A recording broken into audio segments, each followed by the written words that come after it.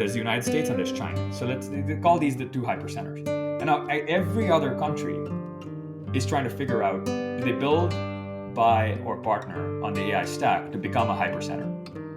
Clearly, Europe in Paris, right, was trying to. What I think we heard from European leaders like President Macron, the European leaders like President Macron standing up and saying, we're going to try to make Europe a hypercenter.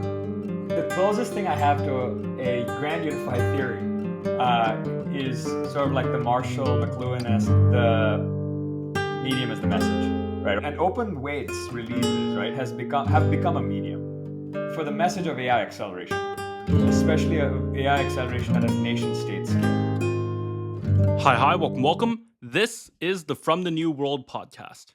Today I'm speaking with Anjney Midha, also known as Anj. Anj is a GP at Andreessen Horowitz, was one of the earliest investors in AI companies like Anthropic, Mistral, and Black Forest Labs, which does image generation for Grok. He's also the founder of Ubiquity 6 and later the vice president of platform ecosystems at Discord. We discuss the DeepSeek moment, open source AI, the pivot to algorithms, model distillation, and the coming changes in the AI market. We also discuss J.D. Vance's speech in Paris and what the pivot to algorithms may look like as it reaches DC. If you like the show, the best way to help us out is to let a friend know, either in person or online. That way, you're not only helping us, but you're helping them find something interesting and informative. Without further ado, here's Anjney Midha. So DeepSeek caught the world by storm. I'm sure if you've been on Twitter or you've been following some academics, you probably heard of DeepSeek before the recent release this year. But for most people, it caught the world by storm. Why is that?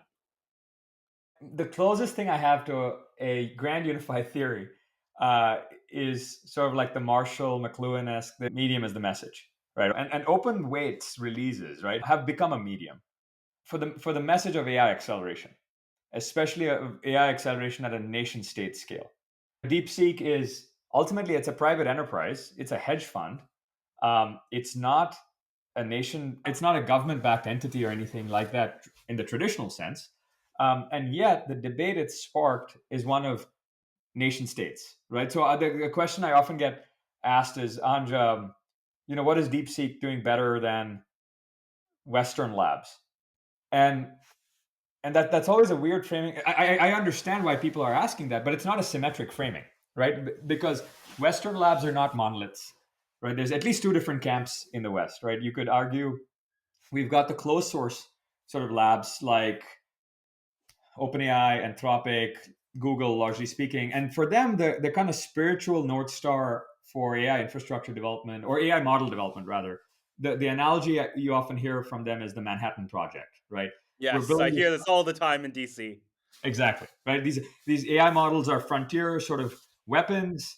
We've got to do command and control development of them. It's got to be centralized. We've got to be secretive. We've got to lock down, our IP. And the whoever figures out how to build the best frontier model will have sort of nation state level capabilities in their hands. That's the Manhattan. And look, there are elements of truth to that. I'm just gonna let's lay out the landscape a little bit, right? So you've got the closed source Manhattan Project kind of acolytes, and then on the other hand, I think you've got the open source believers, right? Meta with Llama, Mistral in France, also the inventors of Llama. And for them, I would say the North Star is much more like the Gutenberg press, right? Models are fundamental sort of general purpose technology that will accelerate, human society globally. Models should be shared and published openly. And it's really not the models, so to speak, that are important. It's what you do with the models. It's the infrastructure that serves the models. It's the systems of applications you build on top of the models. In the same sense that the Gutenberg press was almost like a protocol designed for knowledge replication. But what mattered more was what did you print with the Gutenberg press? What did you create with that? Right? The Gutenberg press itself is not a political tool. It's largely a neutral information technology, and then and that technology should be broadly accessible, ubiquitous globally. We should try to openly collaborate on making that the Gutenberg press more efficient. We should try to make open AI, like fundamental base models, much more efficient.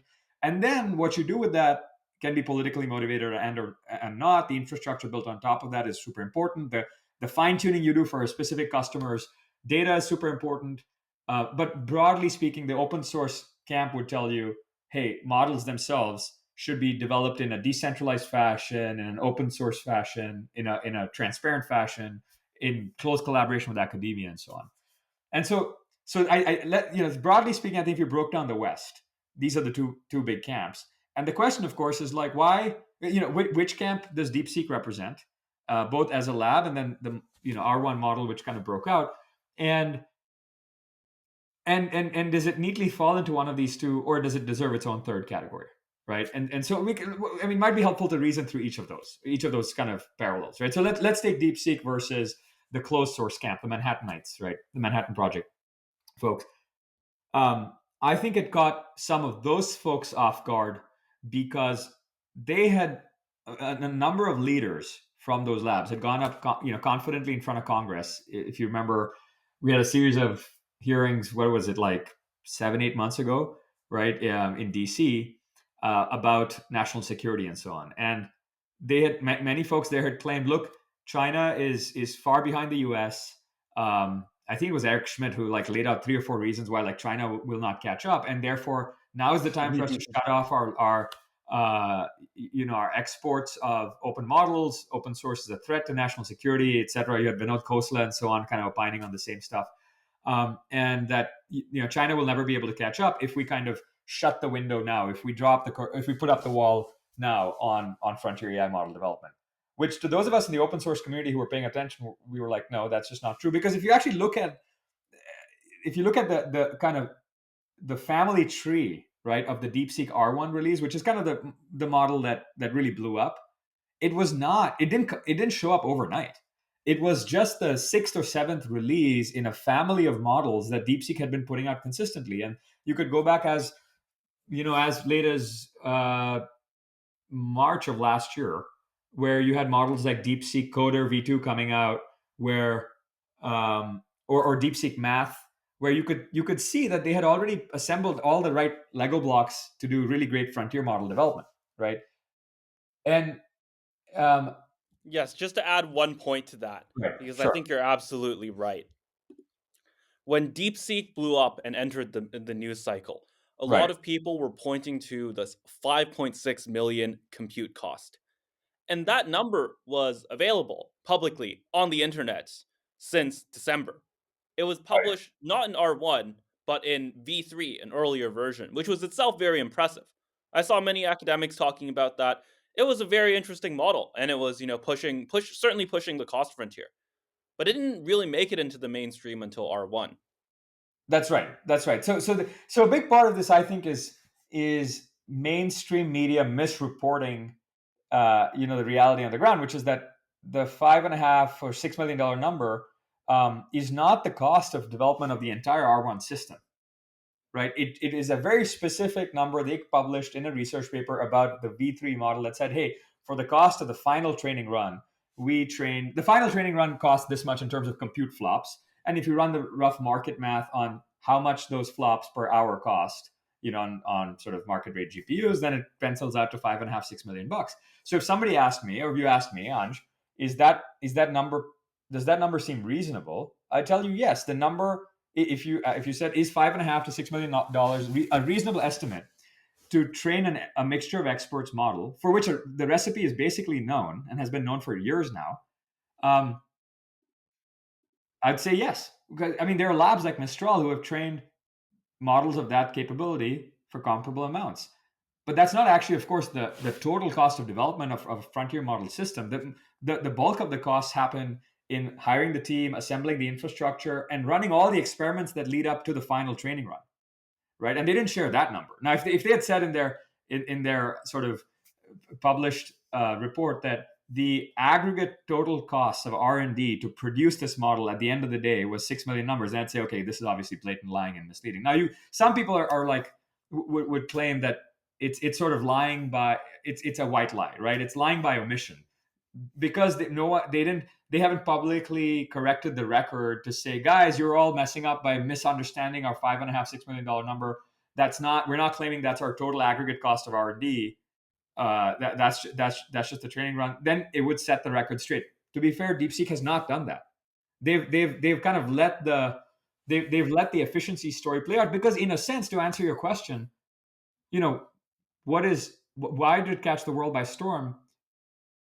It's really an efficiency breakthrough, right? DeepSeek has done for the reasoning model architecture, or the reasoning models, roughly what you know Foxconn did for manufacturing, right? It was a known recipe that was largely designed by Google. I mean, if you look at their paper that they've published, they cite mostly advancements in papers that were published by American researchers, 5–6 years ago, like Noam Shazir on the mixture of experts architecture. And what they've done is they said, okay, same recipe, we know how to train a model. We're just going to make it dramatically more efficient, right? And I think the reason it caught the world by storm is because of the speed at which they did that. The O1 model, which is kind of the frontier model from OpenAI at the time that they were trying to catch up to, came out December 5th. They put out DeepSeek R1 on January 25th, and everyone was like, okay, we expect open source to catch up. It usually takes like 6 months to catch up to the frontier. This just happened much faster. And so if you ask the closed source labs, they were caught off guard by the speed at which this happened. So all the Manhattan Project folks claiming that we've got at least a year or more worth of a head start to shut down our model development from the rest of the world and keep US at the frontier, were just wrong on their timelines, right?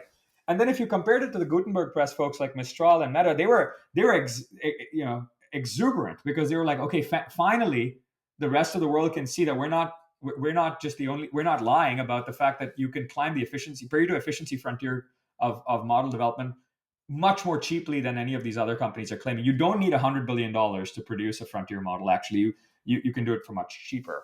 And so I would say that the reactions were different for different reasons. The people who were caught off guard most in the scientific community were folks who were claiming that the timelines were much the gap was much wider. The open source community was largely surprised, I think, by how much people loved seeing the open source community, I would say, in the West has been largely quite happy about the release of DeepSeek 1 and has been positively surprised by the mainstream conversation, the degree to which this has become a mainstream fixture, right? The degree to which everyday users are saying, hey, I love to see the chain of thought openly. And when they go use DeepSeek chat, kind of the hosted version, everyday users are saying, hey, this is not just a technical implementation detail. I like seeing the chain of thought. This is actually a feature for me that I appreciate. And I think that caught the world by surprise as well, because up until that moment in time, the idea of like seeing reasoning traces was mostly kind of like a research artifact. And I think it transcended into becoming a mainstream user feature. Does that make sense? Yeah, there's a lot there that I think you're just spot on about. The big question underlying all of this, which I think is a twofold question, is part one, why did people ignore so many model releases before it? Like the mainstream, I mean. Why did the mainstream ignore V3? Why did the mainstream ignore a lot of the Mistral models? Even Right. in some ways ignore Llama? And why did they stop ignoring it? Why did they suddenly, pay so much attention? It was nothing, and then it was a flood. It was everything. Right. And I think you're right in the framing that it is the medium. It is the medium is the message. And what happened here was we essentially kind of like had a few targets lined up of big narratives that people wanted to talk about. And we sent and what DeepSeek did was send a kind of missile through all of the targets at once. There was the reasoning models, they finally had the reasoning traces. It was open source versus closed source. They narrowed that gap significantly. It was the geopolitics, it was the cost, right? It was the scaling laws, and I know we'll talk about this later. What is it just going to be, we're going to make the best model by just investing in infrastructure, or is there much more of a role for algorithms to play? All of those narratives came alive at once. And I think that's one big reason why there was such a reaction.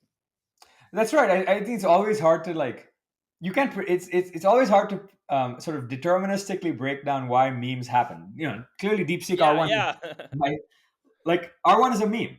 DeepSeek has totally become a global mimetic sort of fixture.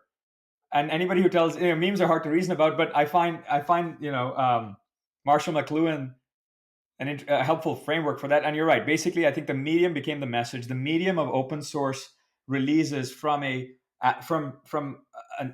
team in China doing it so fast gave enough mimetic fodder to both the scientific community and the nation state leaders, the political leaders, um, a wake up call, right? And I think that's been long overdue. If you asked, to answer your question more specifically, why were the DeepSeek releases before that ignored?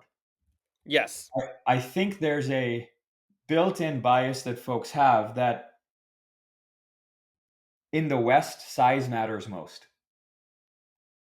And the reality is, in technology, there's always been two frontiers, right? There's the sort of capabilities frontier, the first mover frontier, and then there's the period of efficiency frontier.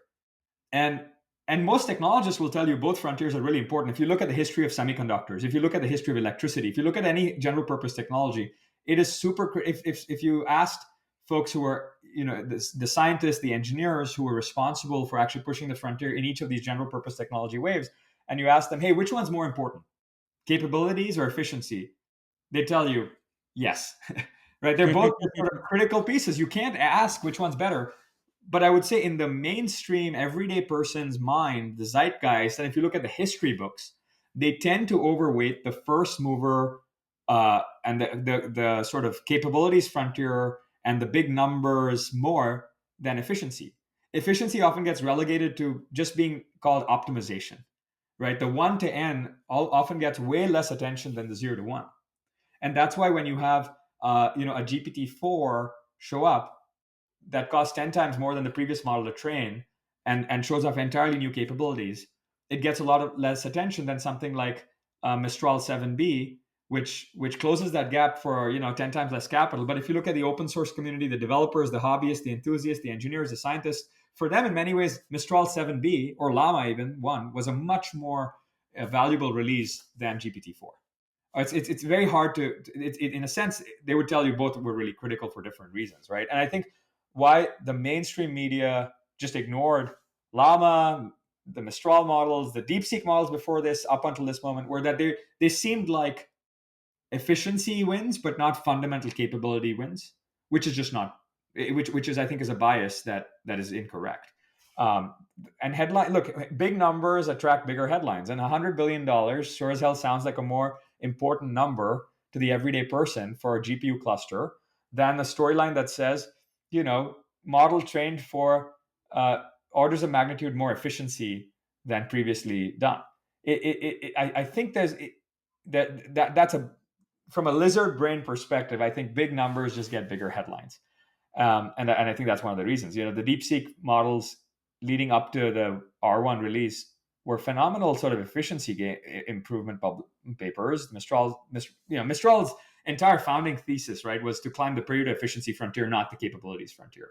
And that's why their models, their headlines. I think their first release, this is partly because they're French, was an homage. The slogan for their first release was for their first mixture of experts release, which was the Mixtral model, if you remember, in December Yes, I 20. remember it well. This was 2020 at Europe's 2023 was cheaper, faster, better, stronger. It was an homage to the Daft Punk, sort of harder, better, faster, stronger song. But those are really, I think, in a sense, if you zoom out to the 30,000 foot level, the big reason for why the big god models, as the Manhattan Project folks, the closed source, folks will call it, have sucked the air out of the room historically on attention is because size just sort of appeals to the lizard brain. They're bigger models. They cost more to train. They seem to be pushing the frontier. They make all the numbers go up. They make the MMLU Yes, scores yes. go. Let's dunk on the on the mainstream media a bit more. You're absolutely right. You see this is a huge problem, not just in AI, but everywhere in DC. Right. Is that journalists are amazing at measuring what's put in. They're not great at measuring what comes out. Oh, but And this is a big problem like everywhere. And I think it's part of why you're right. The big models and like Stargate and a lot of these big infrastructure projects. I'm not necessarily anti Stargate, by the way, but I think it does get disproportionate attention. One of the reasons why it does is because you get this like big number, you get a lot of money going in, and that's like proof that right, someone really cares about this, right? right. And you can get that kind of um, in some ways more objective proof, but you lose the kind of, you can call it subjective, but I think really like validated in the long run, validated opinion of Yeah, people who are actually doing the research right. on something like DeepSeek or something like Mistral or Llama. Yeah, But look, journalists just miss that. yeah, and look, this I think this is a good time to call out that there's a fundamental challenge in AI, which is that is the problem of evaluations, right? The idea that measuring models, the output of models, the quality of the models is still very, very early science. It's the input versus output problem. Measuring the inputs are so much easier in a sense because they're largely well understood atomic units of capital allocation, right? Dollars, megawatts, compute flops, and but when you how do you eval the quality of a model when it might be phenomenal at coding but really not great at like long form writing? What is a single aggregate score that captures that? And you know, in many cases, what you and I talked about is the problem with like safety evaluation, right? There's no one can we actually don't have a canonical measure of what it even means to be AI safety. And so I agree with you. There's a bunch of mainstream journalists who are absolutely culprits of using the classic like, okay, let's use input measures to measure the output, which is absurd.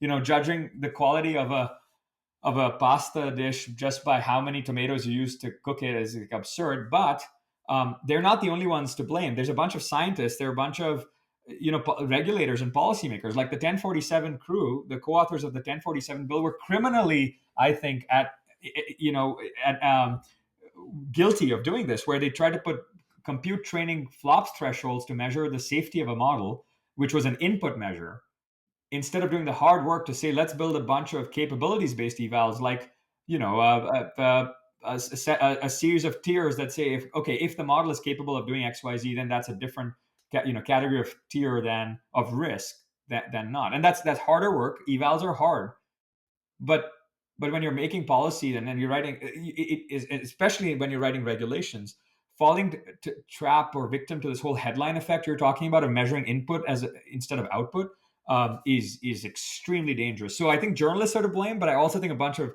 regulators are to blame as well. Luckily, the tides are shifting, but last year, as you and I worked on closely, like that was a huge problem in the space. Yeah, we really had a near miss. I think this was one of the insights that Noah Smith had as well. Um, he's a kind of center left economist, and he was saying like this totally DeepSeek totally just debunks this whole kind of like flops Right. theory measure, which was in place um, like in executive order under the Biden administration up until like Trump came into office and repealed it. It was just wild. One more anecdote that I think would be really fun to talk about. I'll also be writing a bit about this in a upcoming article.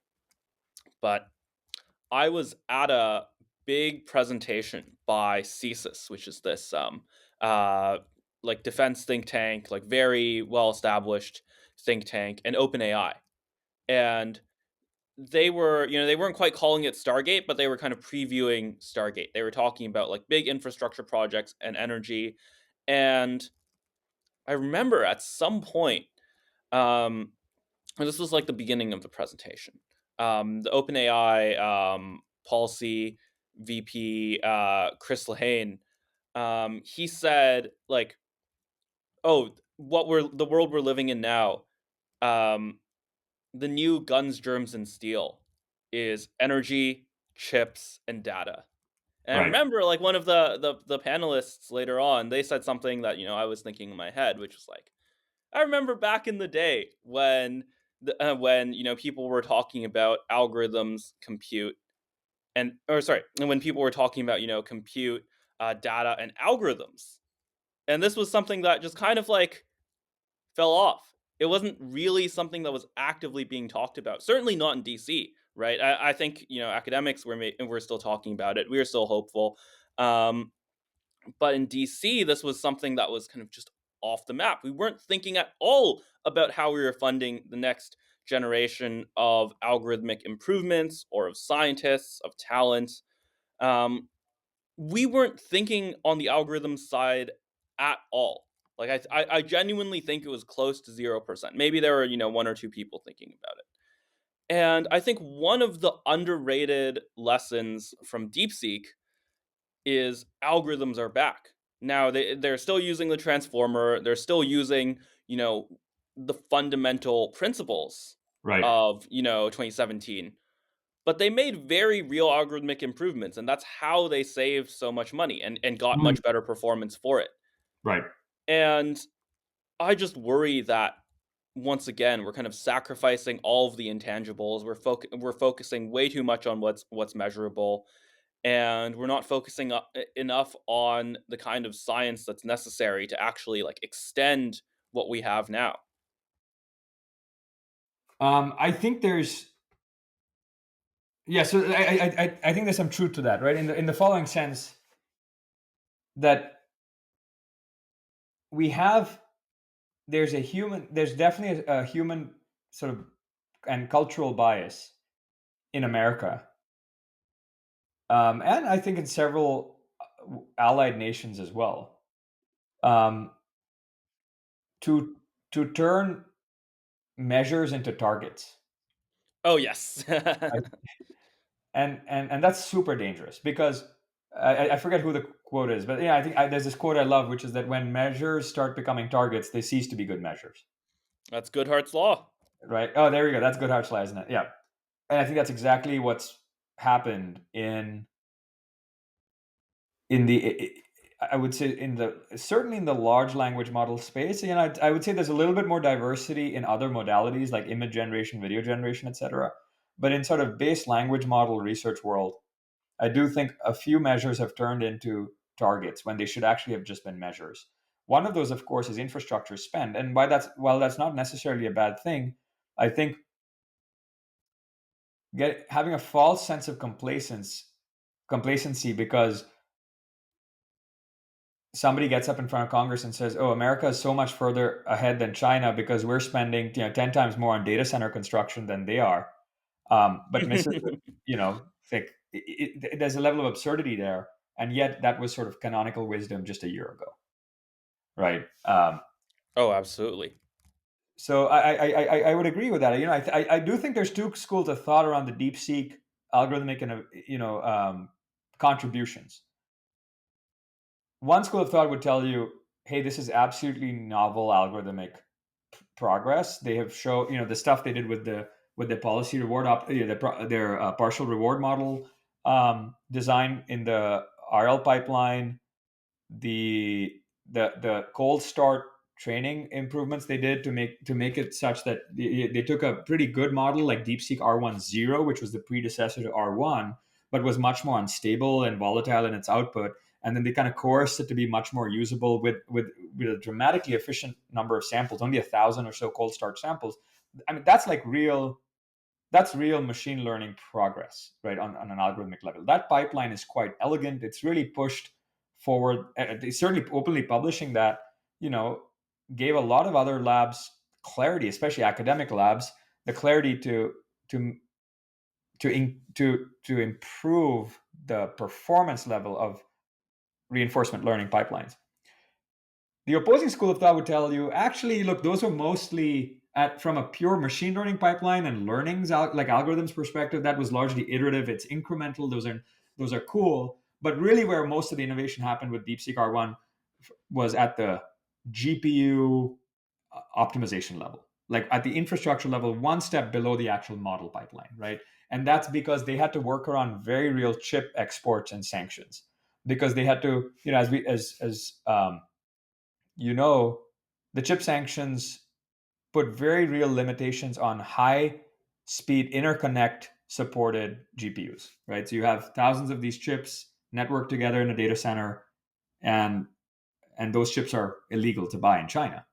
And so one of the things these guys did is worked around the interconnect restrictions or needs of a reinforced of a frontier language model training pipeline and said, actually, we can dramatically reduce the networking capabilities required between a chip in order for us to train the model, which was quite efficient. NVIDIA has this library called Nickel, right? Which is the standard library used to that GPUs use to talk to each other when they're running the two most important operations in a training run. You've got the all reduce and all gather. These are kind of like the building blocks of a training run, and running both of those operations requires very high speed interconnect, and those are hard to get in China. And so they said, we're going to work around those constraints and reduce the amount of interconnect required, or the bandwidth required, or information that needs to be communicated in the training run, by a factor of 70 to 80%.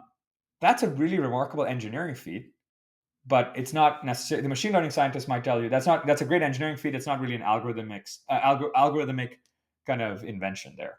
Um, and my take on it is, guys, you're missing the forest for the trees. The point is that they had contributions at every level of the stack, and that's what it's all of those things coming together coherently that made R1 such a compelling release. It was optimizations at the GPU level. There was, improvements in the sort of in the core reinforcement learning pipeline.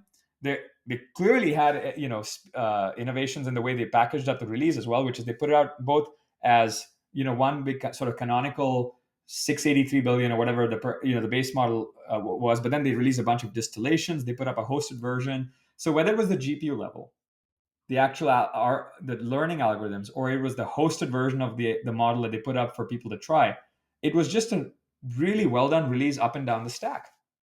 And I think all the effort and energy we're spending, in the West debating whether this was a research breakthrough or an engineering breakthrough is sort of rearranging deck chairs in the Titanic, when we should be like zooming out and realizing they've just caught up across the stack. Yeah, it's. I think part of that is just because of the media dynamics. People want one story, and people Right. often try to be known for one story, right? They want to be like the data guy, Right. right? And yeah, I think there's a much more sophisticated conversation to be had for sure.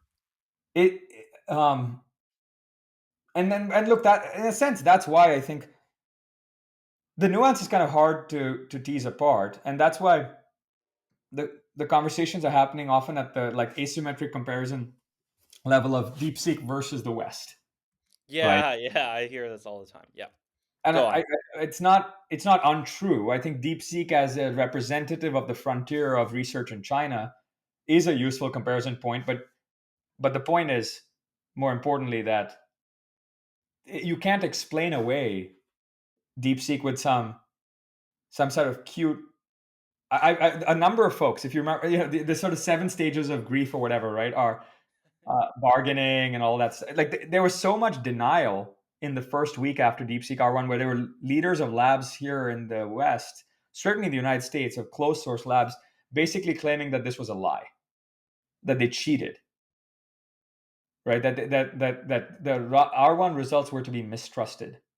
And then, obviously a week later, it moved from denial to sort of acknowledgement, where the blog post came out saying, okay, actually these are cool innovations, but here's why, we need to either restrict export controls in the future, or here's why it's not surprising. And then we moved into bargaining, right, where the conversation turned into, well, they got it right this time, but it's unlikely that they can keep doing this. And what we should really talk about is how we're also pushing the frontier, and suddenly you start having conversations. Like OpenAI, did I think it was an AMA maybe 2 weeks after that, saying seriously, I think Sam basically literally said, we're on the wrong side of the open source debate, Yes. right? And I think that's very healthy. I wish we were speed running that more in America, that acknowledgement. And we weren't. I wish the cope wasn't so hard. Yeah, it's fascinating because we weren't hearing any of this um in December. I mean, like, I think you alluded to Dario's essay, the CEO of Anthropic, talking about that this is not a big deal, or it's or it's built in. I was talking to an engineer at Anthropic, at Dario's company, like during December, and they were impressed with the paper. They were impressed with the improvements that were made with V3, and it really does feel like we're in a kind of fog of war. Not even like a U.S. China fog of war, like just like a company fog of war. Just seems like people are not really being honest with us. It all feels like a kind of show to me. I mean, look, we're actually. I do think we're in the era of the infrastructure independence wars, right? I do think every nation state leader, every major company leader, is realizing that frontier models and the AI infrastructure stack that runs these models and decides what they can and can't do, and the capabilities, the evaluations of these models. This is all, broadly speaking, now national critical infrastructure.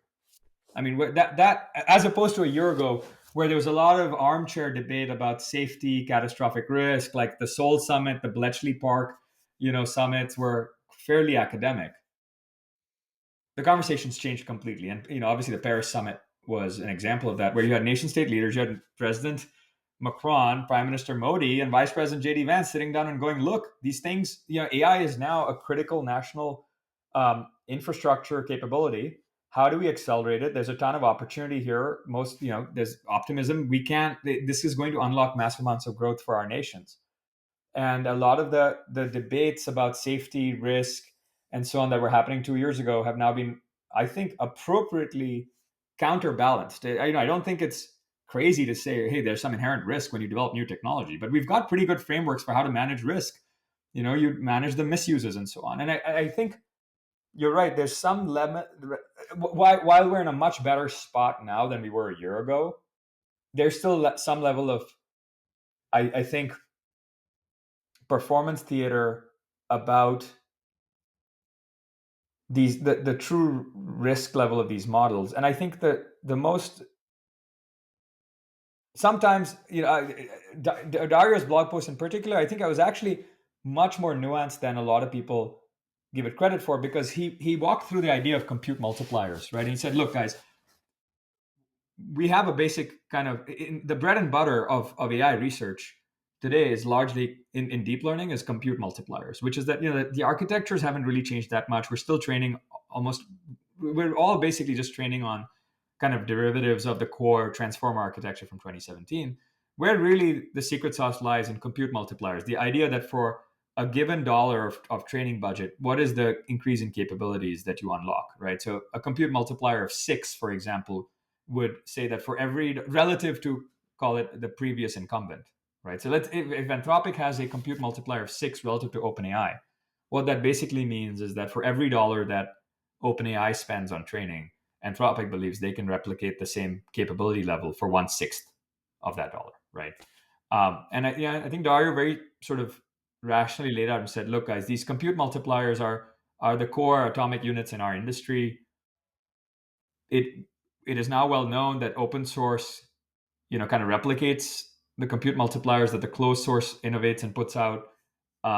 That's why this is not surprising." So I think he sort of he provided actually a fairly evidence backed analysis of why he thought that DeepSeek R1 is not that interesting from a pure research perspective. That it would have been somebody, and I think his claim was that whether it was them or not, it would have happened.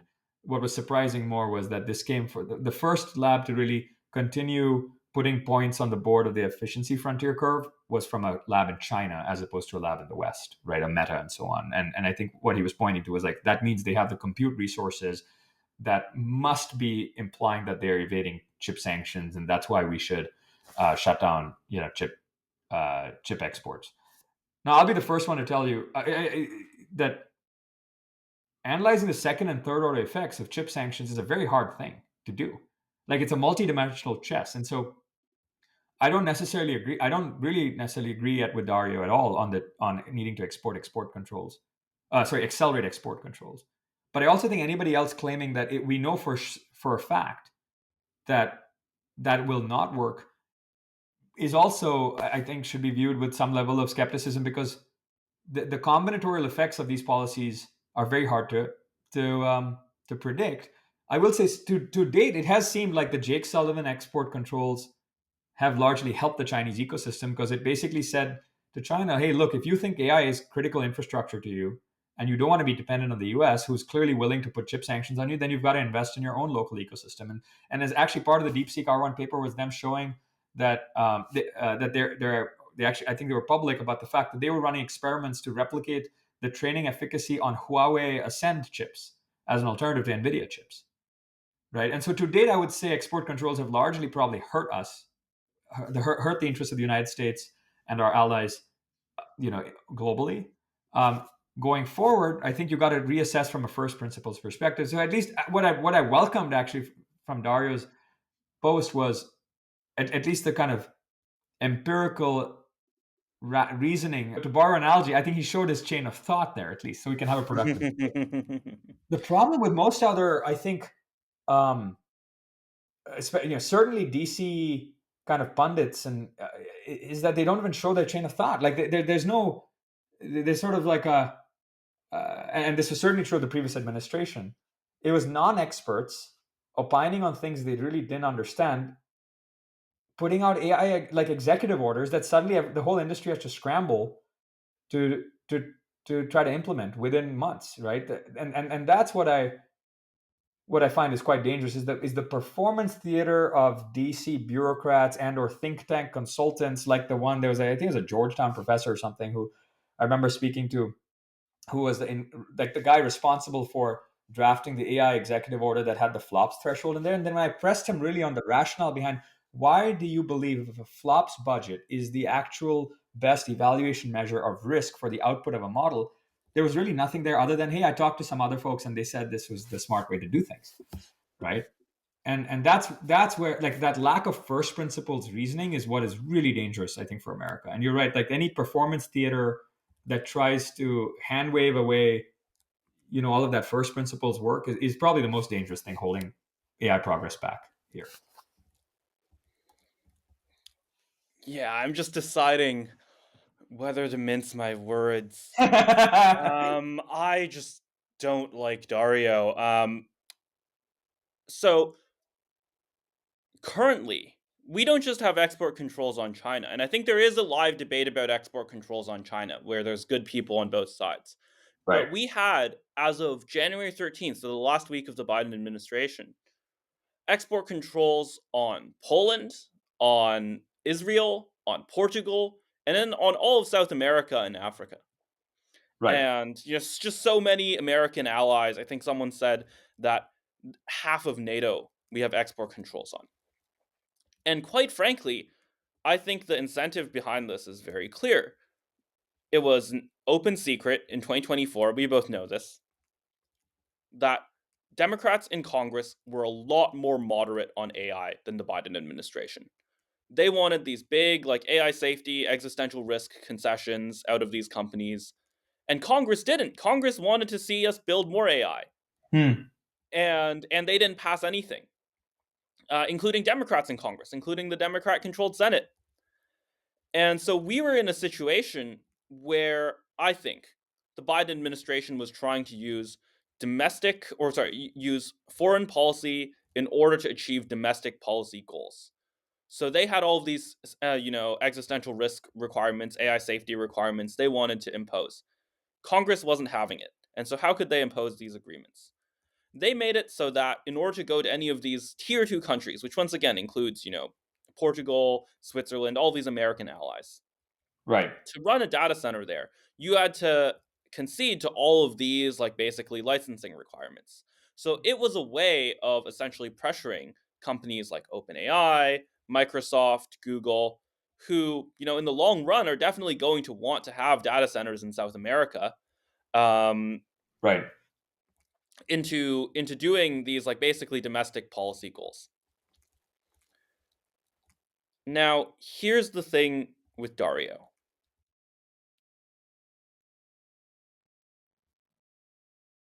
I have heard, and maybe this is wrong. Maybe I've been misled, but I have heard that Dario was actively pushing, not just for export controls on China, but for this specific round of export controls on American allies. Or sorry, that Anthropic was Dario's company.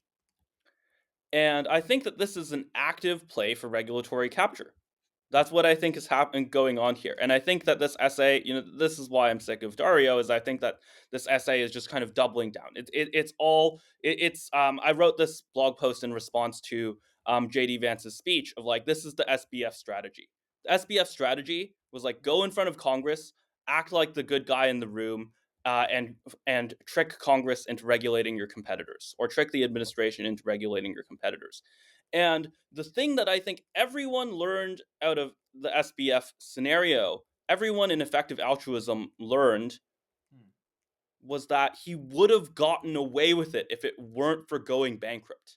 And remember, SBF was like the biggest funder of effective altruism. He was, I think, the biggest investor in Anthropic's Series B. And so I just think it's so shameless. Look, I think there's a couple of different things that triggers, in terms of how to respond to calls from leaders of you, open you source. you don't have to you can hold your tongue if you want. Well, look, I think there's an important level of nuance that's being missed here, which is that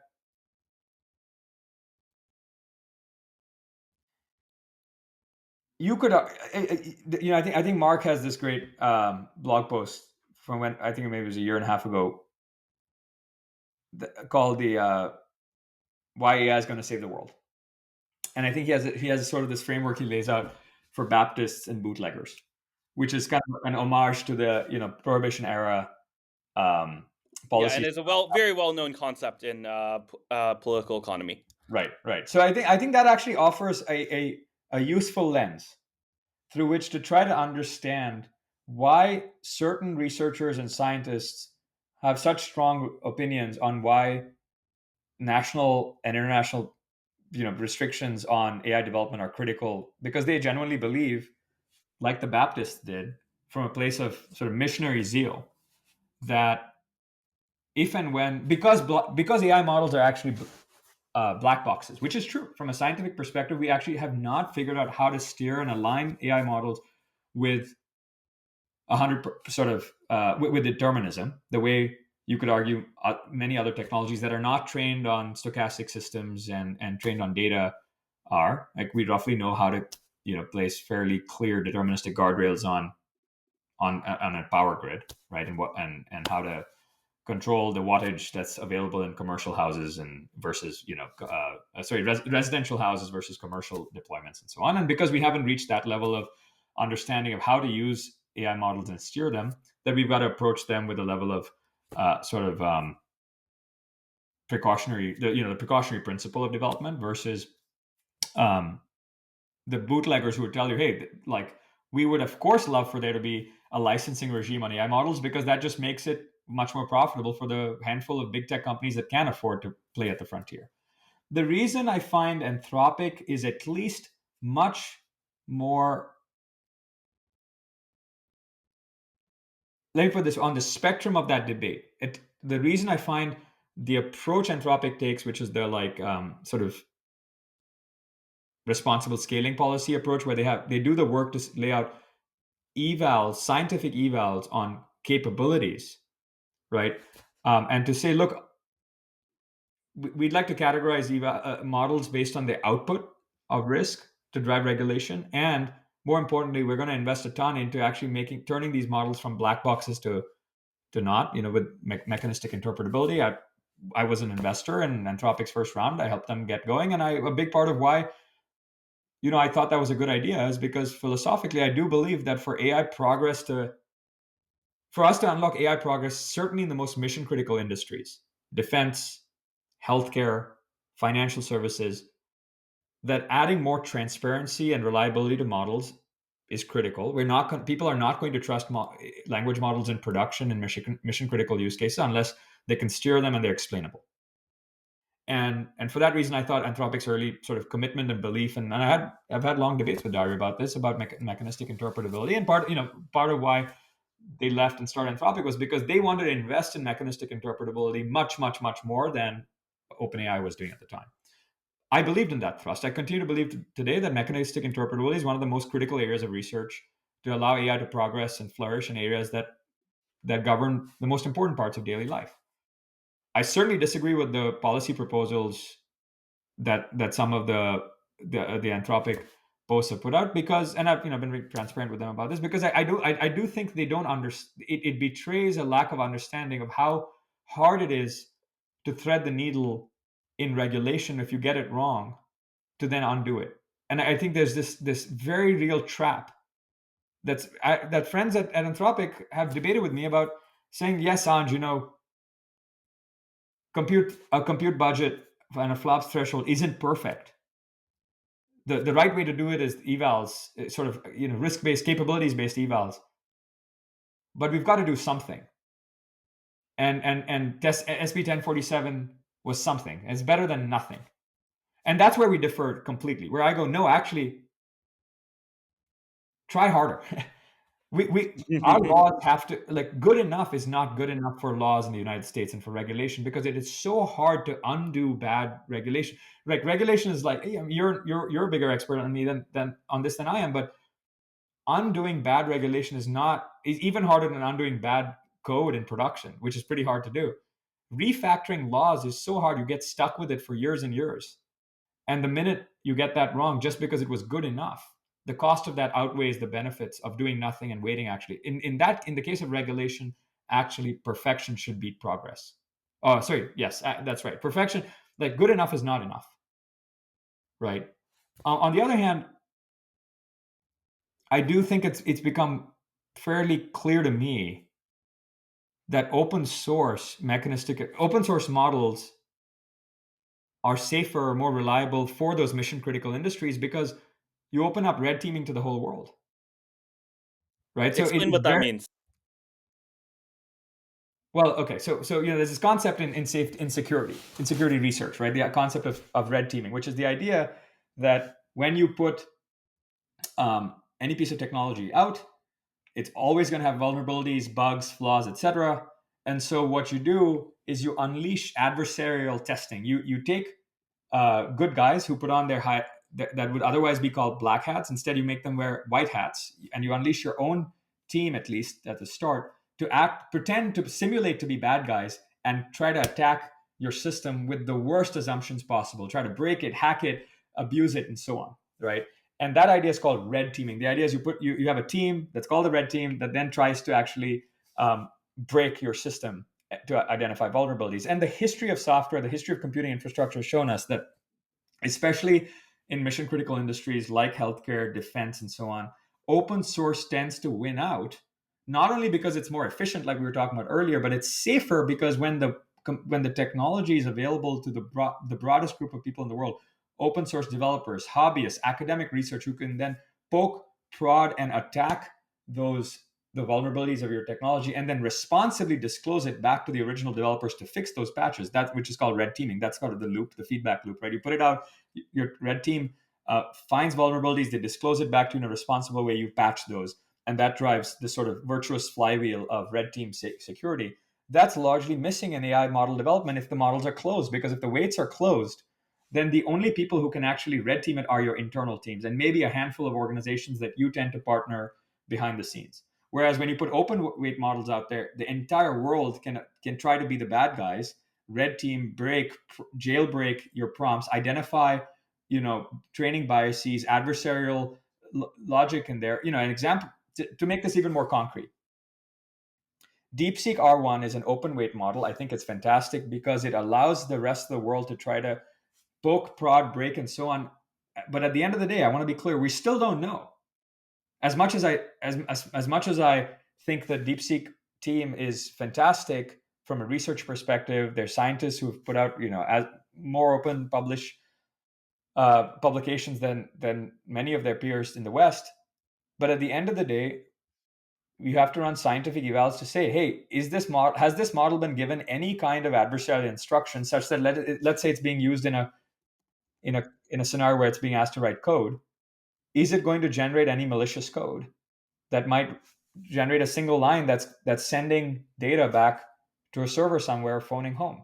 It may not even be intentional. It might just be an artifact of the training pipeline. But the reality is those are risks, and the likelihood that those risks can be surfaced are much higher if you put the weights out and let the whole world be your red teaming army than if it's just a handful of people inside of your lab, right, behind a closed source API.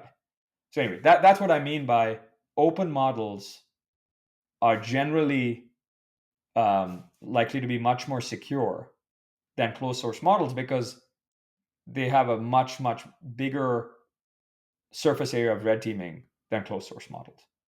Does that make Yeah, sense? did you hear about yeah, absolutely. Did you hear about the story a while back where, like, just some guy caught, Chinese, infiltration or backdoor attempt, or it might have been a Russian, infiltration or backdoor attempt that, some guy just working on an open source repo for, I think, some kind of file manager, just, like, caught this, like, long running scheme to, like, go in and insert this backdoor into a file manager or that basically everyone uses, and like just one guy who was like a kind of admin, I think, on one of these projects caught it when like Microsoft, Oracle, like all of these massive companies that use this file didn't.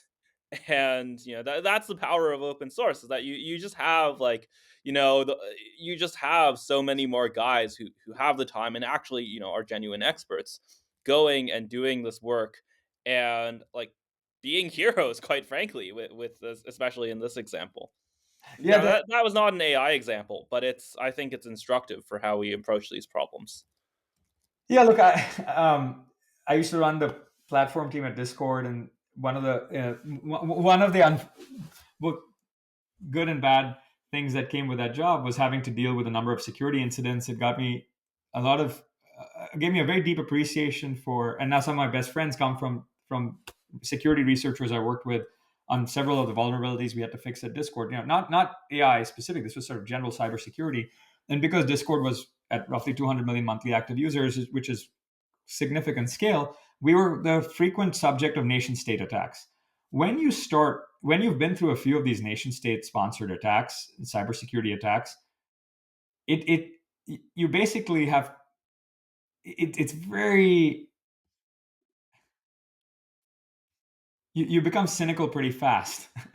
You realize just the bad guys will really stop at nothing. Like adversarial nation states will stop at nothing to get their hands on whatever they think is strategically important to them, right? And as much as I like, yeah, as I was saying, the DeepSeek team seems to be fantastic, but ultimately they operate in an adversarial nation state whose government has made it very clear that they're happy to attack Western labs, allied labs, to retrieve whatever they think is ultimately important to their future. And so, for that reason, you just have to approach everything from a cyber, from an adver- we have to approach all our policies from a red teaming perspective. Like I think we have to red team our own policies. We've got to red team our own um, alliances, and that's why I think an allied AI grid, which is something a concept we've talked about often, the idea of a Marshall plan for AI infrastructure.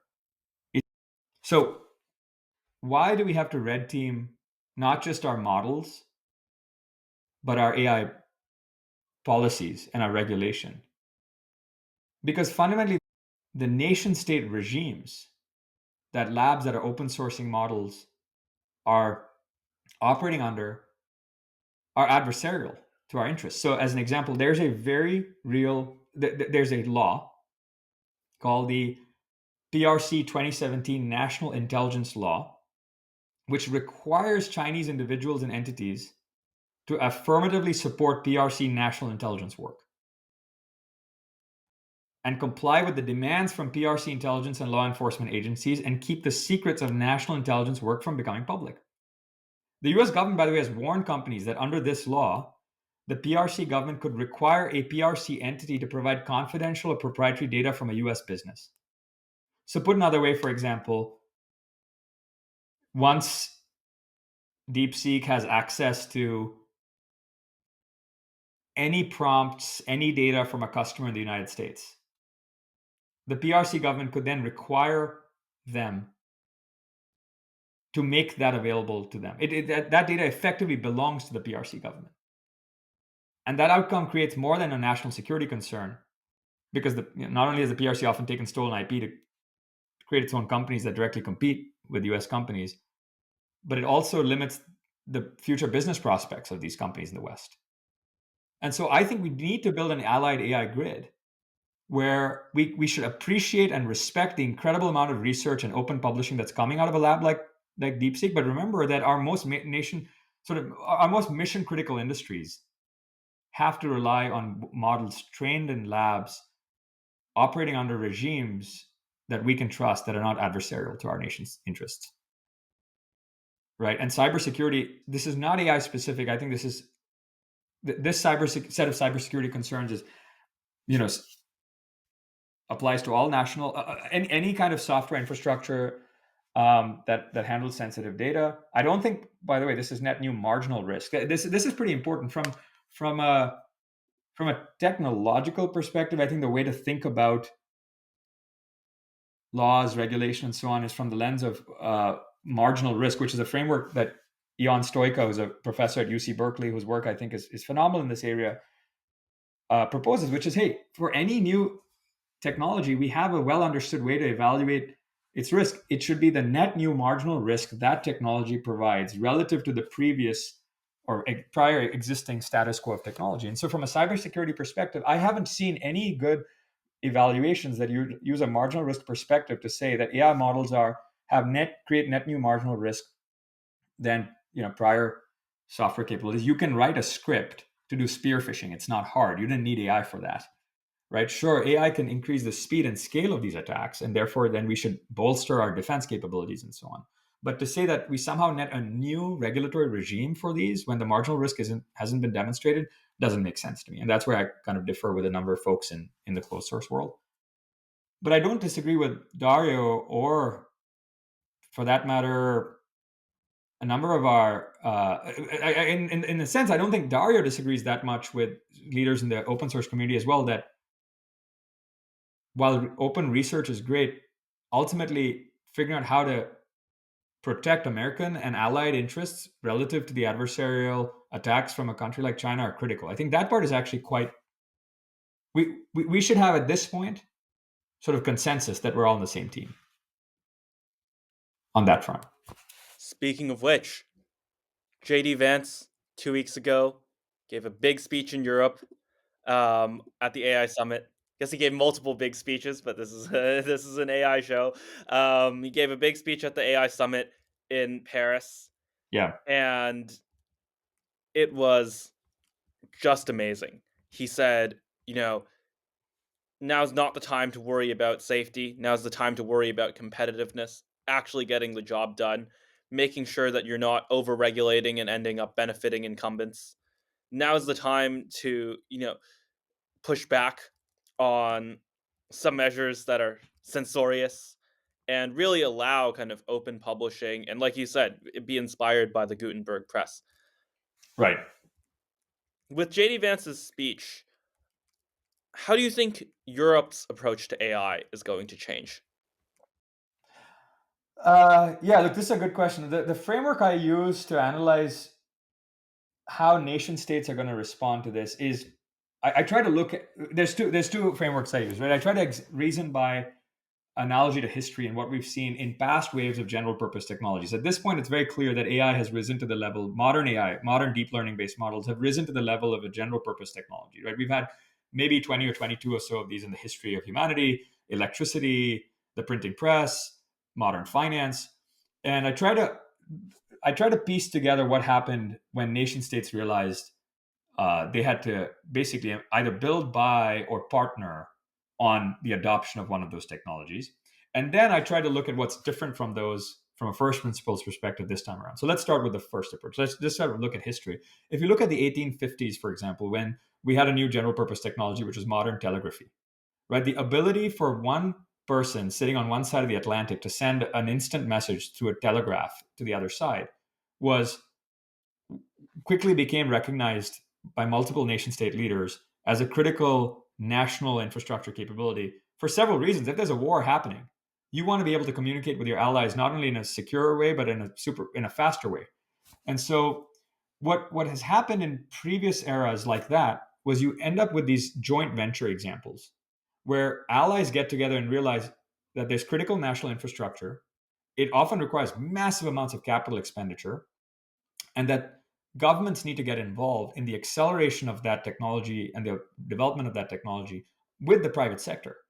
And so you have these really interesting examples that I don't think get studied enough of these like private, public private joint venture agreements that are often these extraordinarily difficult kind of multi stakeholder partnerships to align, which almost never happen unless it becomes of critical national importance to multiple countries. And it usually takes two or three really dynamic individuals to get all the cats in the room from different sides of the debate and say, we're going to put various political competing interests aside, talk about this from a technological capability lens, from a national infrastructural lens, and we're going to get shit done in a way that is net beneficial to everyone. I think that's what's happening right now with AI. So let's talk about how this has played out in the past. In the case of telegraphy, there's the telegraph. There was this. We needed a fundamental infrastructure project to connect both sides of the transatlantic. Connect both sides of the Atlantic, right? And what that resulted in was this company called the Transatlantic Cable Company, which was actually what was a British company subsidized by Congress to lay a transatlantic cable. And that resulted, if you go back and look at the historical documents in Congress justifying why Congress should subsidize that, they're basically arguments of national security and competitiveness. And at that point, the US said, we've got a partner, even though the basic sort of invention of the telegraphy came out of the United Kingdom. The United States said, we've got to partner with them and help them build this out, because ultimately this capability helps us too. Another example is the modern, oil sort of the geoengineering of oil extraction was a general purpose technology, right? And what happened in the early 1900s was there were two competing nation states who wanted access to the single largest reserve in the Middle East, which was in Saudi. You had the Iraq Oil Company and you had Standard Oil in America. Both countries were bidding for the rights to drill in the Kingdom of Saudi Arabia. Ultimately, the government helped the Standard Oil Company buy 50% of a local joint venture in Saudi that later became Saudi Aramco, one of the world's most valuable companies, that helped the Standard Oil Company and America access stable oil reserves throughout then World War II and in the post World War II era of the reconstruction of Europe. That allowed us, if you go back and actually look at historical archives, what you'll see is that key joint venture allowed us, America, to stop having to export our local reserves of oil and the oil reserves we were importing from South America all the way across the Atlantic to help the rebuilding of Europe. We then were able to redirect oil supply from the Kingdom of Saudi Arabia to help rebuild Europe as part of the Marshall Plan, which then not only, by the way, helped a number of European economies accelerate and rebuild in the wake of the destruction of World War II really fast, but actually created markets for American companies then to export to, and then redirect all of that oil supply from Venezuela and South America to help the acceleration of American construction post World War II. And it was this extraordinary win-win for everybody involved. It should be held up as a shining example of venture capital, because the Standard Oil Company was an American venture that had a number of sort of classic entrepreneur, founder, frontier faring folks who moved their families to the kingdom to help set up those local capabilities and partner with them to build their local infrastructure. And then ultimately there was sort of an elegant, repurchase and handover of that local infrastructure back to the Kingdom of Saudi Arabia. And today they're one of our biggest partners in the Middle East. It's just sort of a win-win for everybody. So I think if you start looking at clues like this, you kind of realize that there's the stories of these joint ventures start with the acknowledgement that there are in fact that there's the concept always of a core main character or a couple of them. The main character energy needs to get set pretty early on. Obviously in the case of oil, it was the great powers, and in that situation, it was the U.S. and Russia. Um, I think with modern AI, right now we have at least two hyper centers. This is the word I think that the industry is trying to use for the equivalent of the great powers today. And a hyper center is very simple. It's basically a region that has access to enough compute and energy to build frontier data centers where you can train and run inference for frontier AI models locally. Now, there's certainly at least one hypercenter, which is the United States. The atomic unit is roughly about a 300 to 500 megawatt data center. And if you stack up enough of these data centers in your region, if you get to 1 to 2 gigawatts of installed capacity, you today can basically train and run the world's best models locally. You don't need to rely on a third party cloud. You don't need to ship your data over to anybody else across the world. There's basically two regions today that have the capability, have already built data centers at that scale, right? There's the United States and there's China. So let's call these the two hypercenters. And now every other country is trying to figure out, do they build, buy, or partner on the AI stack to become a hypercenter? Clearly, Europe in Paris, right, was trying to. What I think we heard from European leaders like President Macron, the European leaders like President Macron standing up and saying, we're going to try to make Europe a hypercenter. We're announcing a $100 billion euro effort to build out local data centers. Mistral is one of those folks. And if you look at how those infrastructure projects are getting built out, they are joint ventures. The Mistral data center, right, is being racked and stacked with NVIDIA chips from the United States. And so we have the American AI stack now being exported to our allied nations like France, like Europe, to build frontier capabilities there through joint ventures that I think mirror very closely to past nation-state joint ventures in telegraphy or in oil that ended up being win-win for the allies. And so that's why I think it's critical that from an infrastructure independence perspective, we make it very easy for the allied AI grid to all be running on a stack that mirrors our value system. Okay, so that's how I think we could look to clues for how Europe will go relative to past waves. Now, what's different about AI models from history? Well, unlike electricity, unlike oil, modern AI models are trained on data, and data has cultural values embedded in them. So unlike those infrastructure primitives, which did not have cultural values embedded in them, AI models also are a form of cultural infrastructure. And so we've got to recognize that any nation state that wants to be a hypercenter where they can they can train and run their own models locally will basically try to have their models be cultural infrastructure that reflects their local values and customs.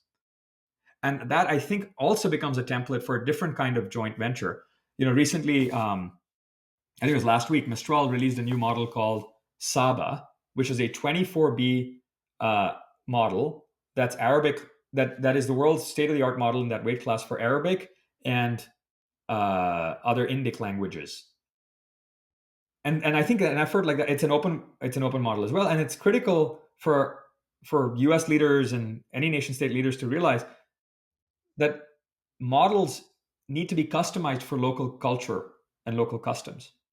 And hypercenters are going to try and either own the whole model stack from scratch, or they're going to partner with overseas model teams who can help them accomplish that. And if we make it hard for our labs in the West and in our allied nations to partner with other countries that don't have that local capability, they are going to go they're going to go partner with whoever will offer it to them, and those may end up being labs like DeepSeek. And so Yes, I exactly. don't Yeah. think, if you realize, I mean, if you read, I think, to your question about Vice President Vance's speech, I think what he's saying is very clear. He's saying, look, we're obviously going to put America first, but we would love to partner and bring our allies along as long as you treat us fairly. right? And I think that is setting the stage for what happened. If AI plays out the way some of these general purpose technology waves in history have played out, then then nation states are going to try to build by or partner. If they can be a hypercenter, they're going to try to build locally. We should try to have them running parts of their infrastructure on our stack, like our chips. If they aren't a hypercenter, like Singapore or Luxembourg or Ireland in the modern in the early 1900s when modern finance was rolling out, and those nation states are going, okay, well, we can't become a hypercenter because we just don't have the regional capability yet to build our own frontier data centers, and they start to partner, then we should be the first partners for them. The way Singapore became the they inserted themselves in the flow of the dollar flows between America and the East. The vast majority today of foreign investment into China flows via Singapore. That became a win-win for both America and Singapore because it elevated national GDP over there for them, but gave us a ton of control over capital flows in and out of Asia with an ally who respected our interests. Same thing with Switzerland, same thing with Luxembourg, same thing with Ireland. And so I think we're entering into a multipolar regime of infrastructure independence where as long as we are open to creating an allied AI grid, and where we say, if you respect our interests and you want to partner with us, we're going to accelerate your local infrastructure efforts, then I think it's a win-win. The thing we should not obviously be doing is realizing that nation states are going to sit around and not partner with their adversaries if we make it difficult for them to partner with us. Right. And the good news is I think we have a pretty good, well understood template for an action plan here, which is these joint ventures, these infrastructure joint ventures that have happened in the past. Speaking of which, you mentioned several times now the Marshall Plan for AI. Right. What's the Marshall Plan for AI? The Marshall Plan for AI depends on which part of the stack you're talking about. But for the model level, let's talk about models, then we can talk about chips, and then we can even talk about the system of infrastructure that then directs where the inference goes, what the inference can and cannot say, and so on. At the model level, we've already started to see joint ventures happen across borders. So for example, last year, Mistral put out a jointly trained model with NVIDIA called the Mistral Nemo language model, which was in its weight class the world's best, most efficient language model. That was trained between a frontier research lab in France with an American chip company, NVIDIA, which then ultimately created a reference design, a reference architecture for that class of language model, the Mistral Nemo model. I think that these jointly trained models, where one country may have chips and another country may have period efficiency researchers, is a great template. So similarly, let's say you are the a country in the Middle East, and you really want frontier models for your local citizens in mission critical industries like healthcare, defense, and so on. And you have tons of your unique asset is you have tons of sensitive data in your language, and you want these models to talk like a local would. Then you partner on a joint venture that trains a model in your country on your data that never leaves your premises, that partners with an overseas model training team that can co-locate with your team on the ground there and help you train it up and then deploy the model on your infrastructure. Those are the kinds of partnerships I think the Marshall Plan is going to enable, which is joint training partnerships. Okay, so that happens at the level of training. Now, if you asked about inference at the model level, I think what's going to happen is the concept of data embassies, a Marshall Plan across our allied grid to say, I'm nation state A, you're nation state B, the data center is running in your country, the citizens in my country are using it. I want the model inference to follow the policies of my country in your data center. And that results in the concept of a data embassy where the data center running in your country is able to adhere to the policies and regulations in my country when inference is being run to serve civilians in my country. Now we have a pretty good, again, set of precedents to look at for this, which is CPU workload virtualization from the era of VMware. Right? What VMware allowed was when we were seeing the rise of sovereign cloud businesses where the local populations across the world were coming online to use the internet, but those internet workloads had to follow a set of local policies where the hardware may have been running in a data center in Northern Virginia. How do you reconcile those two things? There are companies like VMware and Cloudflare that came up with answers to this by saying we're going to virtualize and abstract away the software workload from where the hardware is sitting. This has not happened for AI right now. Most inference workloads today run on a data center, on sort of bare metal chips somewhere, and they're basically at that, because there's no good layer of virtualization for those workloads. They have to be, if I want to serve European customers, my data center basically has to sit today in Europe.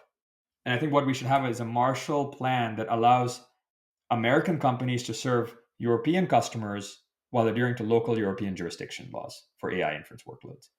And I think that that's a net benefit, obviously, to European citizens, because they get to access the latest and greatest of innovation coming out of the United States. It allows us to access those markets. And it then keeps us as an allied AI grid from having any of our partners having to go to China or other adversarial nations for inference. So that's roughly how I think the Marshall Plan should operation for AI would operationalize training and inference. If you go one level below that at the chip level or at the data center level, I think for that we have a pretty good template. Jensen uh, has put out an open reference design for what NVIDIA calls the AI factory. It's basically a set of like sort of standard, NVIDIA reference architecture protocols and interconnects and components for how to rack and stack an AI data center that then can adhere to the local, can be operated by a local, what they're calling a national cloud provider, an NCP. An example of this in the United States, of course, would be somebody like CoreWeave or um, Crusoe. In Europe, the provider, an operator would look like, in France, there's one called Scaleway. In London, there's one called, in the UK, there's one called FluidStack.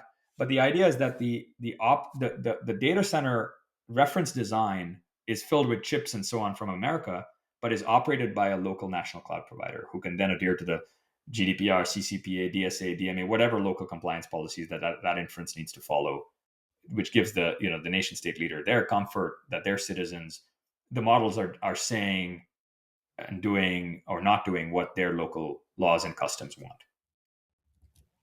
Got it. That makes a lot of sense. I think that we're kind of seeing a return to like real economics here, where, like you said, people are realizing that actually we should learn from history. We should learn from economic history. And you're absolutely right on the importance of diffusion in the past. One of the things that plays into that is this thing that we've already both mentioned, the value of customization. Right. I think for some reason, there's people have really missed out on that narrative. I think people who are in the closed source labs in some way have an economic incentive not to talk about it because it favors open source. I think that in some ways, you know, DC is prone to not thinking about it because they're, just focused on Americans. But when it comes to world markets, I think it's such an important dynamic. And I really, I gave a few possible reasons, but I still don't think I fully understand why it's still so underrated. Why is that? It's a good question. So I think if you look at the history of computing infrastructure, it does fall into roughly three waves. Okay, you have a new infrastructure primitive or capability emerge. Often, something fairly fundamental: storage, networking, compute. And so the first era is really just of infrastructure build out. It's often it's actually a big percentage of it is often dominated by researchers, right? PhDs and scientists. Um, then you move into phase two, which is deployment of that infrastructure. And in that era is when the engineers show up, the systems people show up to try to make the infrastructure run more reliably, cheaper, faster, more control, more customizable. And then wave three is you go from infrastructure deployment to application deployment, where people build apps on top of that infrastructure, right? We are just about entering the deployment era right now. So last few years, from the invention of the transformer to then the invention of scaling laws, or the discovery of scaling law, pre-training scaling laws in 2020, to like ChatGPT, which was really the first killer application. And then finally, last year we had second and third killer applications other than just regular chat companions like Cursor in code.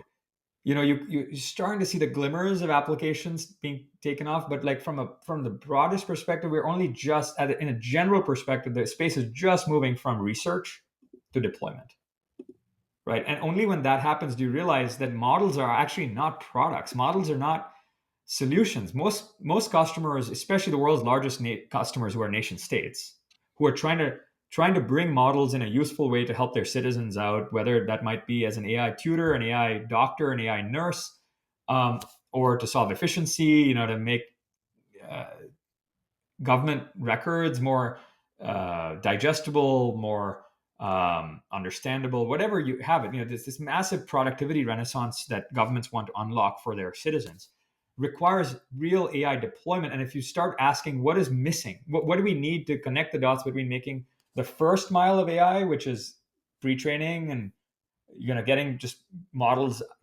finishing the training of a model run, which is when you get the checkpoints of a model, to then making it useful. There's this whole missing last mile of AI deployment that we're only now starting to figure out. And the reason I think you're right, it's been an undertold story, is because the space is so new. But 2025 is definitely the era of AI deployment. That was one of the biggest reasons I was so uh, excited about leading Mistral Series A back in 2023. Is before I right before I had gotten to Andreessen Horowitz as a general partner, I used to run the platform team at Discord, and we had early access to GPT-4 about 6 months before it was in general access. And the OpenAI team said, "Hey, we just finished training this model. We're just done with the research phase. We think it's a good model. But could you guys test it out and tell us what you think it'd be good for within the enterprise?"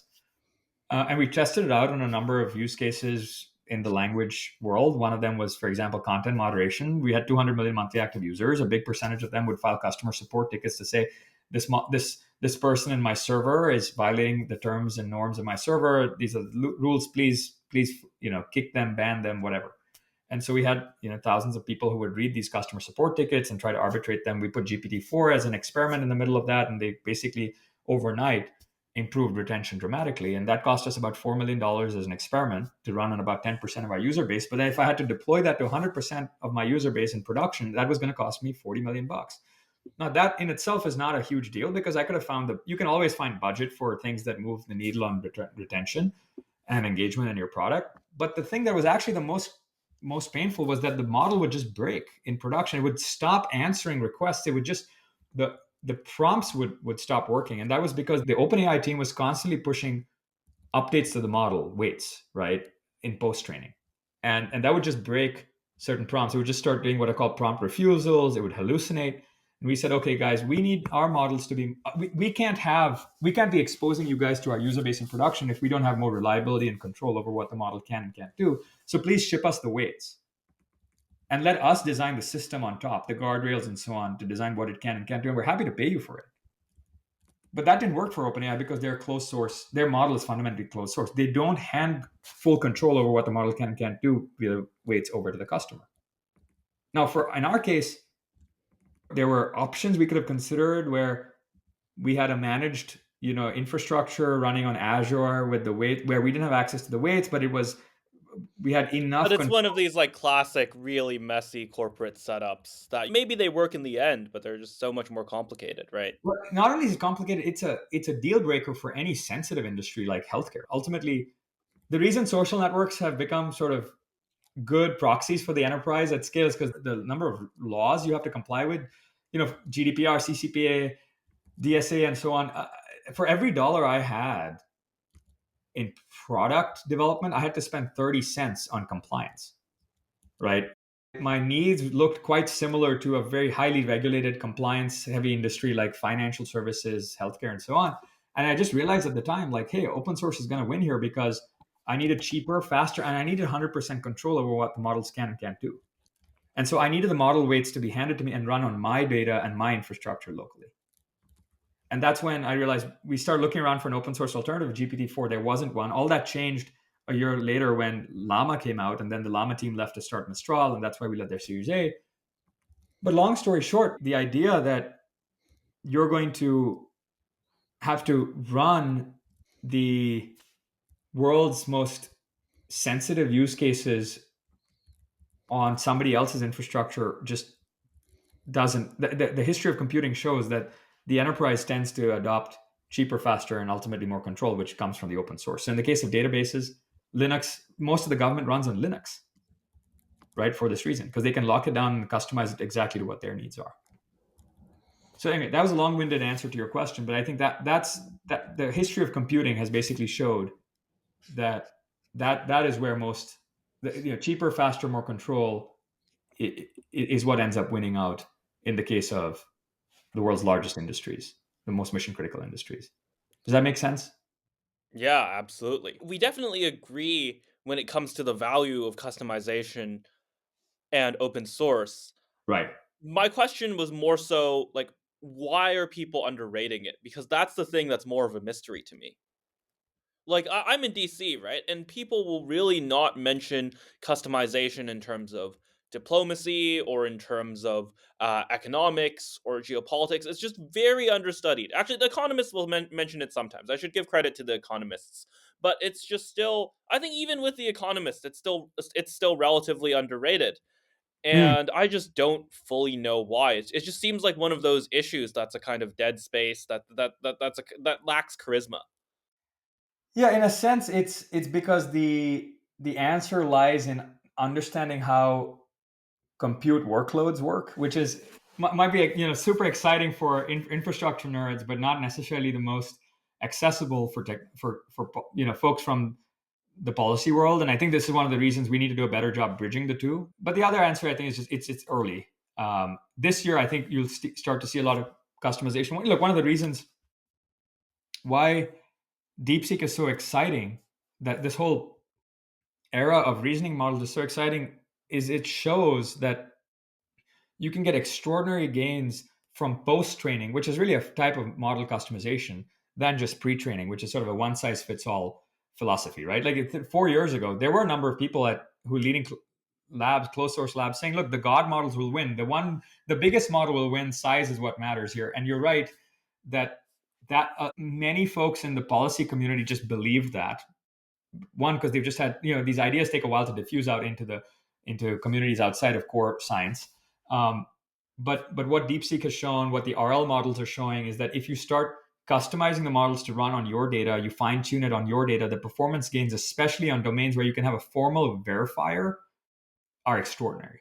And so right now we're kind of the scientific community at least is speed running training models with verifiers for every niche use case where you can run the RL pipeline 100,000 times on a formal verification algorithm, whether that's science, math, law is a good example where you can actually do formal verification because there's so much case law to show the outcome of litigation.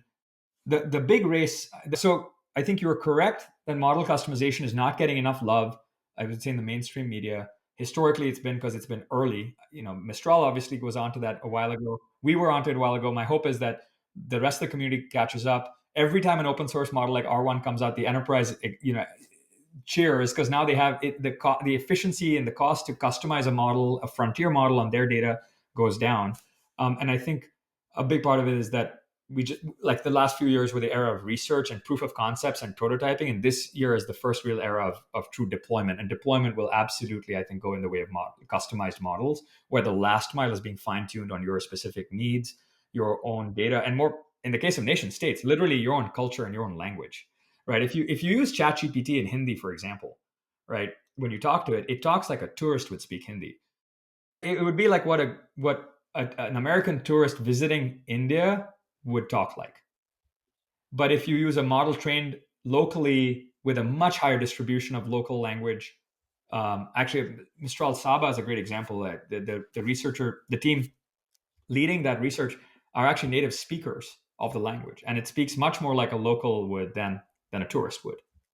So I just think this is the natural arc of technology deployment, and we're entering that phase right now. Yeah, the second half of my childhood, it was in Canada, and there was a very distinct difference. The people from Quebec would always say this. There's a very distinct difference between the kind of Ottawa style of Mm, French, which is this right. professional, bureaucratic style, and the way that native Quebecers who speak it outside of government service and running for office, Mm. the way that they speak French.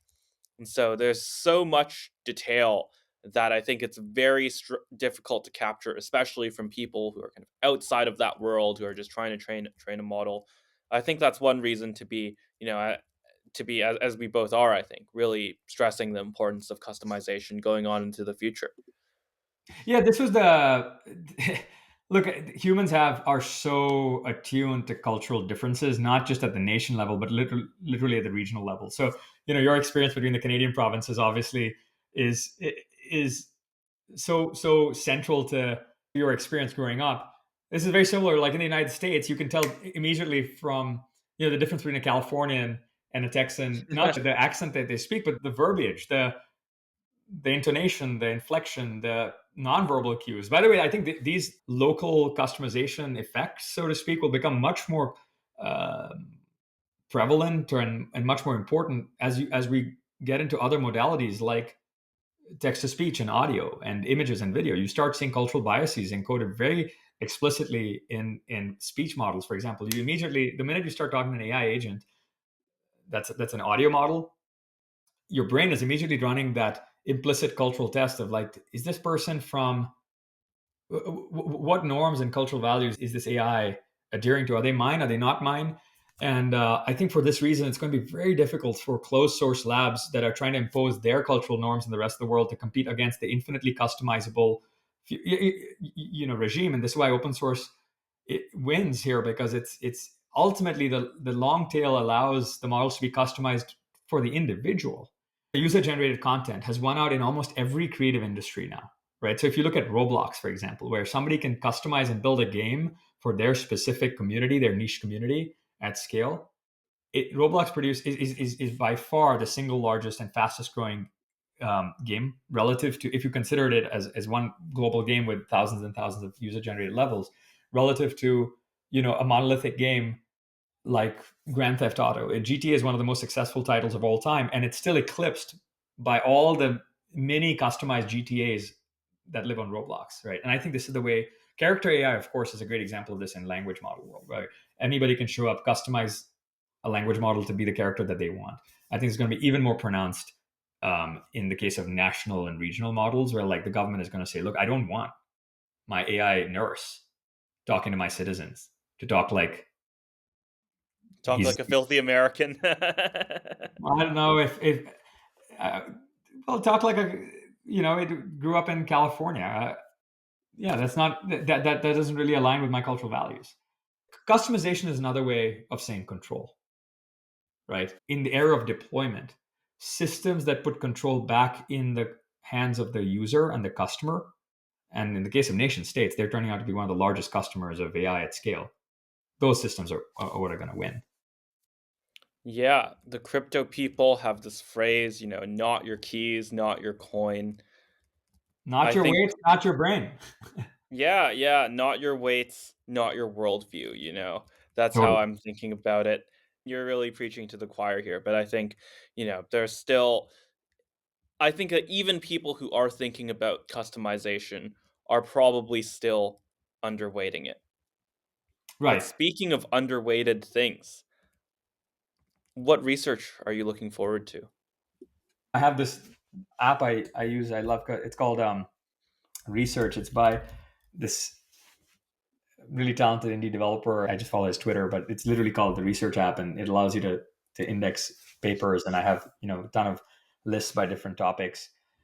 My If I look at it, my biggest collections of backlog reading on interesting research um, broadly fall into three big buckets. Right. I think one is research that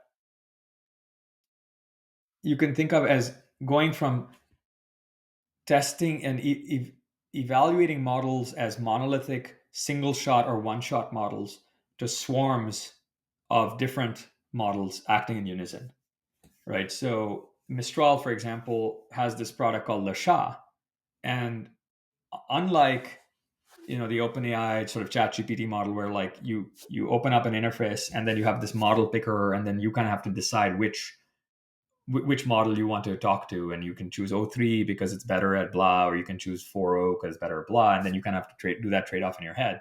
Lasha doesn't expose a model picker, and it just basically under the hood uses a system of different models to serve your need and figure out model routing on that's best for your use case. And that class and that body of work is something that I think is super underappreciated, because it starts treating it moves from how the traditional ML researchers have treated AI, which is largely as single models and monolithic models, to a system of models. And when those systems not only are models but also tools, like search and web usage and so on, then you start to get these massive performance and efficiency gains on certain tasks. I hate the word agents, but some body of the agent world is trying to do this as well.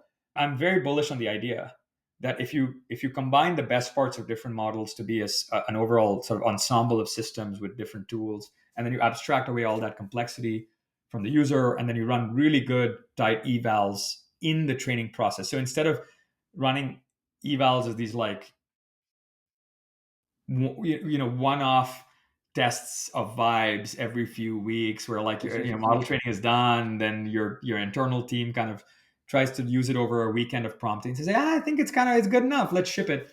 And instead, I think what you're going to see is a true continuous training and deployment process of systems of models that then produce a collection of checkpoint and function calling or tool calling that then real users evaluate constantly side by side, and then you use that training data back into the RL pipeline. I think that's going to produce huge performance gains right now. This area of body of work is understood, but I don't think enough people are tackling it, partly because the ML community often thinks about connecting all those dots between the models, the plumbing, right? The API calls, the integrations, doing fine tuning and RL on like tool usage as almost like, yeah, they treat it as plumbing and not interesting research. But I think that's misguided. So that's one body of work. Call it the swarm models with tool usage. The second body of work is about reliability and explainability of models. Why did a model say something? That's broadly interpretability. The area of body of research that probably has the most amount of funding is mechanistic interpretability, which tries to explain by training models and sparse autoencoders why a model said something that it did, and try to impose some level of meaningful causality there. But there's other types of interpretability as well that has nothing to do with mechanistic. There's other ways of trying to explain and introduce meaningful causality between the inputs of a model and what it does. So that body of work I think is quite interesting. You will have models that are trained to explain to you exactly why they did what they did, not just in token space, which is what like R1 and O1 do, but in latent space. If you can understand in latent space why it did what it did, I think that's a real unlock and figure out then how to steer these systems in mission critical use cases. And then I'm super excited about multimodal text to text, or text to image, text to speech, and it's just sort of anything in, anything out, right? And that's when you really start getting into kind of robotics, embodied reasoning, spatial reasoning, where you don't need to condition the model explicitly on some 3D understanding, where you say, hey, here's a frame, and then here's like a 6DoF reading about the XYZ positions of where the phone was when it took that frame or took that image. And you instead just like are able to give it everything and say, now predict the next state of the world. And once we start getting real meaningful multimodal causality, that's when you start to unlock that whole body of like physical world AI, right? Robotics, simulated worlds, in silico, high realistic physics simulations is what I'm really excited about. And I think the problem with all of that is there's just a lot of hype right now about approaches that don't work. That's for sure. Yeah, and it's fundamentally a data problem, right? We don't really even know yet what scaling laws for robotics means, because scaling laws means you have some predictable way to show that if you increase the amount of compute and data by this much, you get a predictable increase in general purpose capabilities by this much. We don't really know yet how much data is good enough to start unlocking things like in context learning or few shot learning about robotics, general purpose robotics. Narrow robotics, I think we're on a phenomenal path to acceleration where you can have a robot that's just fantastic for pick and place, and you don't really even need generative models for that. But if you want to unlock true, the equivalent of the chat, like if I had $1 for every pitch I get that says we've unlocked the chat GPT moment for robotics, but that hasn't actually like be a rich man. But in reality, I think that body of work is going to need the kind of coordination across nation states to make training data available, to make especially mission critical data collection capable, and so on, of the kind that we were describing earlier of an allied AI grid. I think that challenge is almost too fundamental and too capital intensive for any one lab, maybe other than Elon and the Optimus team, to pull off on their own. Yeah, you just need to put the sensors everywhere, you know? Yeah. Yeah.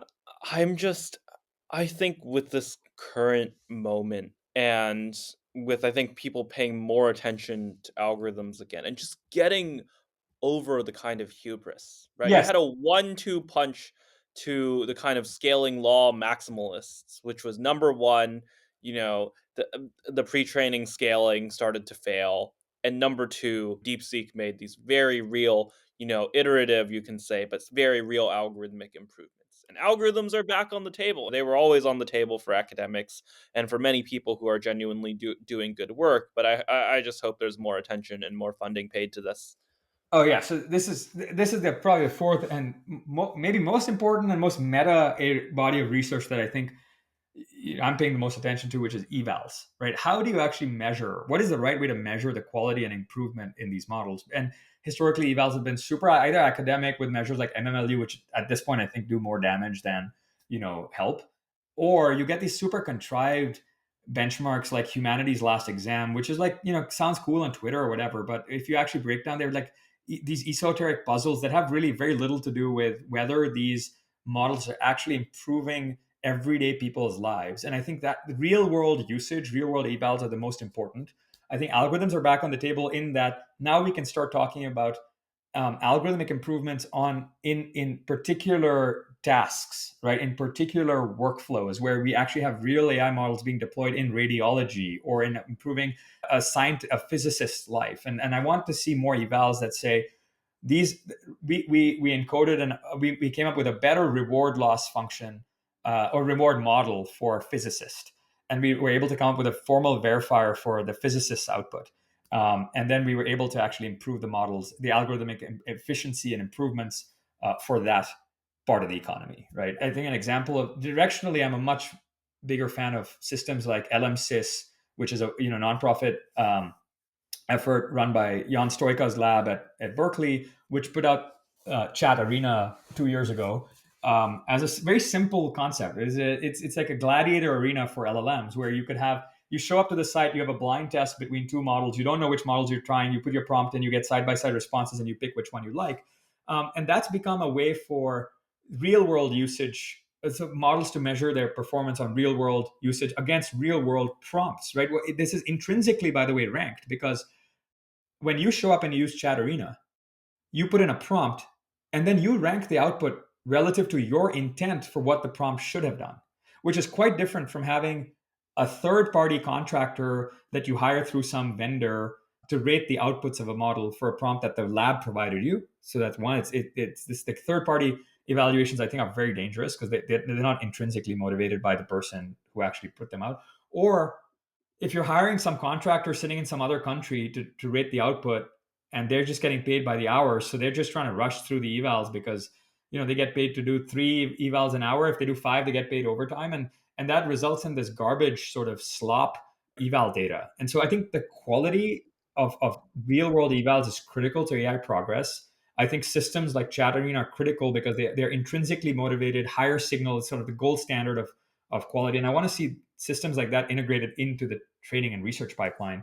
And I think all of those algorithmic improvements are not just one of the most beautiful parts of a system like that is they're not just restricted to research and algorithmic improvement contributions by large closed source labs. Chat Arena came from an academic lab at Berkeley. And I think one of the things we absolutely need more of is academic participation from our best research universities in the frontier of AI progress. And so I think that's been missing from frontier AI for at least 5-6 years now, because the closed source required you to have access to millions and millions of GPU dollars. But finding out that open source has caught up, it is possible for academics at universities, especially publicly funded ones, to contribute to the frontier too.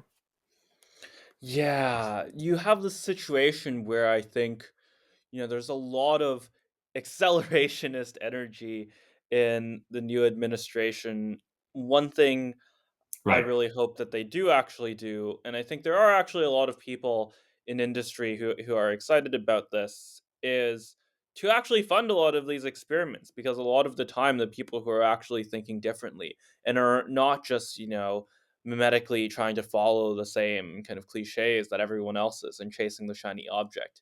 Right. They're working in academia and they don't always have enough funding, and I think especially for some of these larger AI experiments. Like if we're Mhm. seeing like some of these things come out of DeepSeek, which are applying, I think, they're making new ideas for sure, but they're building upon ideas and open-ended questions from academia. Then you can really ask yourself, like, okay, let's say we did a $5 million investment in academia. Let's say we did a $50 million investment in academia of people doing real machine learning research. What could we get out of that? We could really get a DeepSeek level model, I think.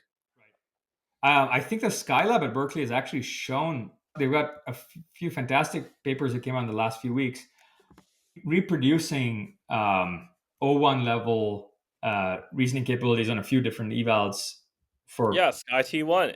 It's amazing. It's yeah, amazing to see. that's right. That's right. You're going to see more of that finally. Yes, yes. Now we are truly in a golden age.